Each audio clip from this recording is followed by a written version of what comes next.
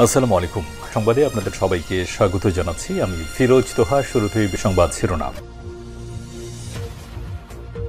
জানিয়ে দেব এই মুহূর্তে হাতে পাওয়া সর্বশেষ গুরুত্বপূর্ণ আপডেট বাংলা সংবাদ। শুরুতেই থাকছে আওয়ামী লীগের নীলনকশার সম্পর্কে সজাগ থাকার আহ্বান ফখরুলের।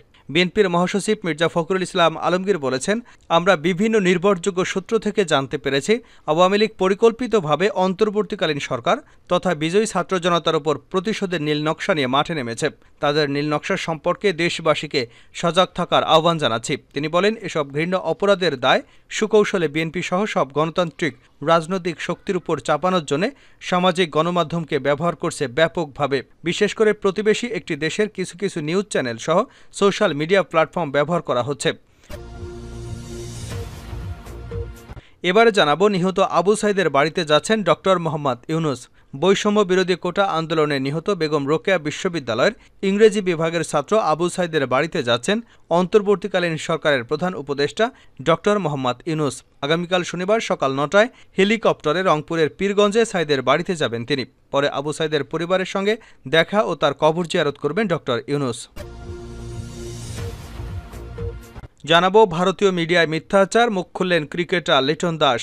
শেখ হাসিনার সরকারের পতন এবং প্রতিহিংসার বশবর্তী হয়ে আওয়ামী লীগের অনেক নেতাকর্মীর উপর হামলা হয়েছে বিক্ষুব্ধ জনতার একটি অংশের। হামলা হয়েছে দমনপীড়নে অংশ নেওয়া পুলিশের উপরও। একটা শ্রেণী দেশের এই ক্রান্তিকালে অরাজকতা সৃষ্টির চেষ্টা করছে। সংখ্যালঘুদের মন্দির কিংবা বাড়িতে হামলার কথা শোনা গেছে, তবে সংখ্যালঘুদের নিরাপত্তা রক্ষায় এগিয়ে এসেছে আমজনতা। মন্দির, প্যাগোডা, গির্জায় তারা পাহারা বসিয়েছে, গড়ে তুলেছে শক্ত প্রতিরোধ। আর এ বিষয়ে লিটন দাস একটি ফেসবুক স্ট্যাটাস দিয়েছেন। তার স্ট্যাটাসটি হুবহু আপনাদের সামনে উপস্থাপন করছি, সঙ্গেই থাকুন। এদিকে বাংলাদেশের গণতান্ত্রিক ভবিষ্যতের রূপরেখা নির্ধারণে একসঙ্গে কাজ করতে প্রস্তুত যুক্তরাষ্ট্র। জানিয়ে দেব, সেনা সহায়তায় কাজে ফিরছেন পুলিশ সদস্যরা। সেনাবাহিনীর সহায়তায় তেজগাঁও থানায় কাজ শুরু করেছে পুলিশ। থানার সামনে সেনাবাহিনী এবং পুলিশ কর্মকর্তারা সাংবাদিকদের সঙ্গে কথা বলেছেন। শুক্রবার তেজগাঁও থানায় আয়োজিত এক সংবাদ সম্মেলনে এ তথ্য জানানো হয়। কথা বলার এক পর্যায়ে কান্নাজড়িত কণ্ঠে তেজগাঁও থানার ভারপ্রাপ্ত কর্মকর্তা মোহাম্মদ মহসিন বলেন, পুলিশ এবং তাদের পরিবারের সদস্যরা সত্যি আতঙ্কের মধ্যে রয়েছেন। তিনি বলেন, আমাদের ব্যর্থতা অনেক, আমরা জনগণকে বোঝাতে পারি না। আজকেও ফিরে আসা কিন্তু সেই জনগণের জন্যই। আমরা এর আগেও যা করেছি অর্ডারে করেছি, আজকেও অর্ডার করেছে, থানায় চলে এসেছি। এবং সর্বশেষ জানাবো, চাঁদাবাজির অভিযোগে ৩ যুবদল নেতা বহিষ্কার।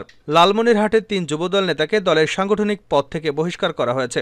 দেশের চলমান উদ্বুদ্ধ পরিস্থিতিতে চাঁদাবাজি ও লুটপাটে জড়িত থেকে দলীয় শৃঙ্খলা পরিপন্থী কাজের অভিযোগে তাদের বিরুদ্ধে এই পদক্ষেপ নেওয়া হয়েছে। এতক্ষণ শিরোনাম শুনছিলেন, এবার বিস্তারিত। প্রিয় দর্শক, আপনি যদি এই চ্যানেলে নতুন হয়ে থাকেন, ভিডিওটি দেখতে দেখতে চ্যানেলটি সাবস্ক্রাইব করে আমাদের সঙ্গে থাকুন। আর এই ভিডিও সম্পর্কে আপনি আপনার মূল্যবান মতামতটি কমেন্ট বক্সে জানিয়ে দিন। আর হ্যাঁ প্রিয় দর্শক, জানিয়ে দিন ভিডিওটি কোথা থেকে দেখছেন। আওয়ামী লীগের নীলনকশা সম্পর্কে সজাগ থাকার আহ্বান ফখরুলের। বিএনপির মহাসচিব মির্জা ফখরুল ইসলাম আলমগীর বলেছেন, আমরা বিভিন্ন নির্ভরযোগ্য সূত্র থেকে জানতে পেরেছি আওয়ামী লীগ পরিকল্পিতভাবে অন্তর্বর্তীকালীন সরকার তথা বিজয়ী ছাত্র জনতার উপর প্রতিশোধের নীলনকশা নিয়ে মাঠে নেমেছে। তাদের নীলনকশা সম্পর্কে দেশবাসীকে সজাগ থাকার আহ্বান জানাচ্ছি। তিনি বলেন, এসব ঘৃণ্য অপরাধের দায় সুকৌশলে বিএনপি সহ সব গণতান্ত্রিক রাজনৈতিক শক্তির উপর চাপানোর জন্য সামাজিক গণমাধ্যমকে ব্যবহার করে ব্যাপকভাবে। বিশেষ করে প্রতিবেশী একটি দেশের কিছু কিছু নিউজ চ্যানেল সহ সোশ্যাল মিডিয়ায় প্ল্যাটফর্ম ব্যবহার করা হচ্ছে। হিন্দু, বৌদ্ধ, খ্রিস্টান সম্প্রদায়ের নাগরিকদের সম্পদ ও ধর্মীয় উপাসনালয়কে টার্গেট করা হয়েছে বিশেষভাবে। সাম্প্রদায়িক দাঙ্গার লক্ষ্যে সমাজকে বিভক্ত করা এই মুহূর্তে তাদের ষড়যন্ত্র।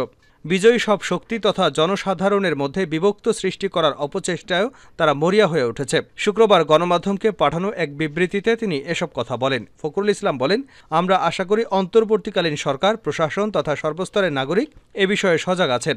আমাদের দল বাংলাদেশ জাতীয়তাবাদী দল বিএনপি ইতিমধ্যেই আমাদের সাধ্যমতো সব পদক্ষেপ গ্রহণ করে চলেছে। দলের নাম ব্যবহার করে যারাই এ ধরনের অপতৎপরতায় জড়িয়ে পড়বে তাদের বিরুদ্ধেই সাংগঠনিক বা আইনগত কঠোর ব্যবস্থা গ্রহণ করা হবে। তিনি বলেন, পরিবেশ ও পরিস্থিতি গভীরভাবে অনুভব করে দেশবাসী সহ সংশ্লিষ্ট দেশি বিদেশি সব সহায়ক শক্তিকে আবারও সজাগ করতে চাই। আওয়ামী লীগ ও তার দোসরদের এই ষড়যন্ত্র সম্পর্কে বিশেষভাবে আহ্বান করতে চাই সংখ্যালঘু সম্প্রদায়ের সব নাগরিককে। আহ্বান রাখছি এই ষড়যন্ত্রের বিরুদ্ধে যার যার অবস্থান থেকে সামাজিক সচেতনতা ও প্রতিরোধ গড়ে তুলতে। গণতান্ত্রিক বাংলাদেশ বিনির্মাণের লক্ষ্যে অন্তর্বর্তীকালীন সরকার দেশপ্রেমিক প্রতিরক্ষা প্রশাসন, পুলিশ, বিজিবি, আনসার বাহিনীকে সর্বাত্মক সহযোগিতা করার দলমত নির্বিশেষে তাদের পাশে দাঁড়াতে দেশবাসীর প্রতি উদাত্ত আহ্বান জানাচ্ছি। আবু সাইদের বাড়িতে যাচ্ছেন ডক্টর মোহাম্মদ ইউনূস। বৈষম্য বিরোধী কোটা আন্দোলনে নিহত বেগম রোকেয়া বিশ্ববিদ্যালয়ের ইংরেজি বিভাগের ছাত্র আবু সাইদের বাড়িতে যাচ্ছেন অন্তর্বর্তীকালীন সরকারের প্রধান উপদেষ্টা ডক্টর মোহাম্মদ ইউনূস। আগামীকাল শনিবার সকাল ৯টায় হেলিকপ্টারে রংপুরের পীরগঞ্জে সাইদের বাড়িতে যাবেন তিনি। পরে আবু সাইদের পরিবারের সঙ্গে দেখা ও তার কবর জিয়ারত করবেন ডক্টর ইউনূস।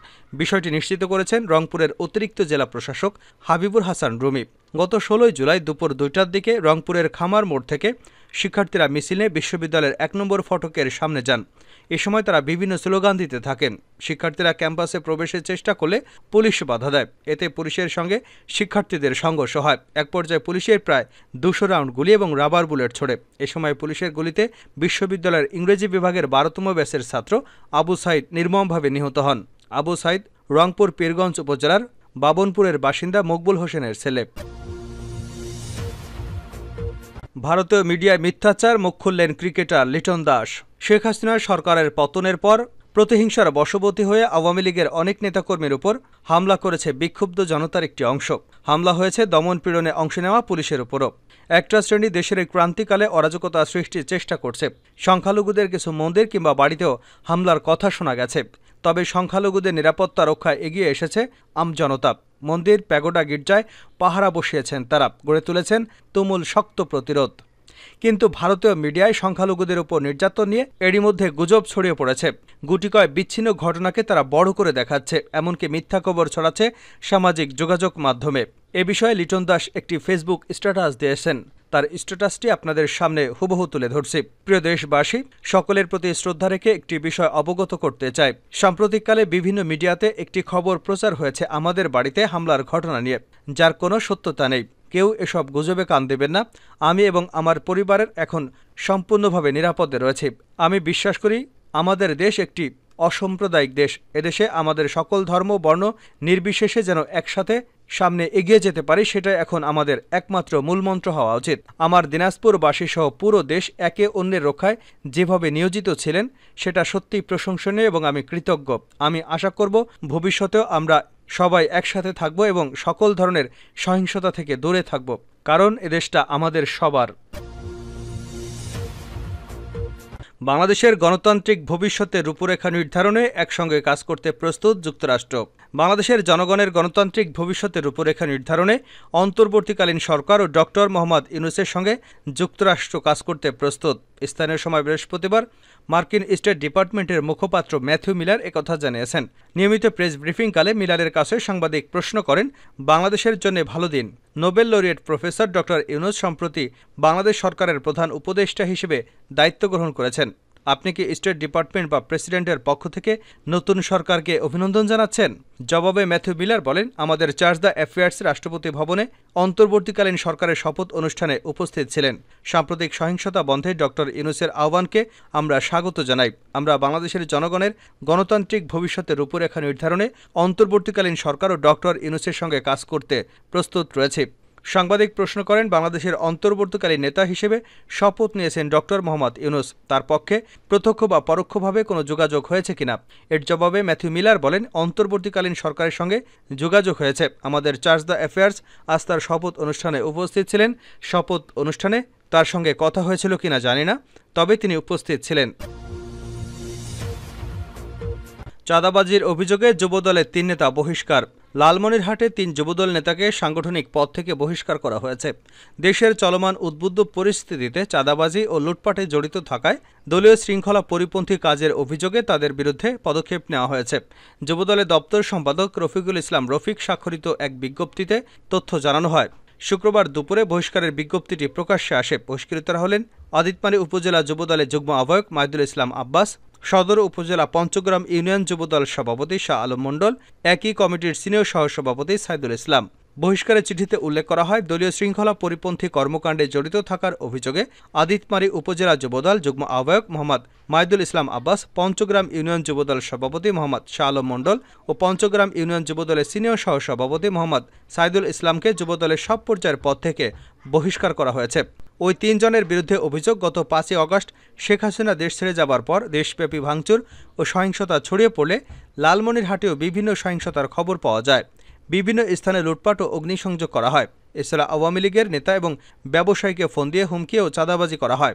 এসব সুনির্দিষ্ট কর্মকাণ্ডের সঙ্গে জড়িত থাকার অভিযোগে ওই ৩ যুবদল নেতাকে বহিষ্কার করা হয়েছে। এমনকি চলমান পরিস্থিতিতে জেলা শহরের বিভিন্ন মার্কেট ও পাড়া মহল্লায় শান্তি পদযাত্রা, সদর উপজেলায় সহিংসতা অরাজকতা প্রতিরোধে শান্তি সমাবেশ করেছে বিএনপি। কেন্দ্রীয় বিএনপির রংপুর বিভাগীয় সাংগঠনিক সম্পাদক ও লালমনিরহাটের জেলা বিএনপির সভাপতি আসাদুল হাবিব নেতাকর্মীদের নিয়ে এই শান্তি সমাবেশ পালন করেন।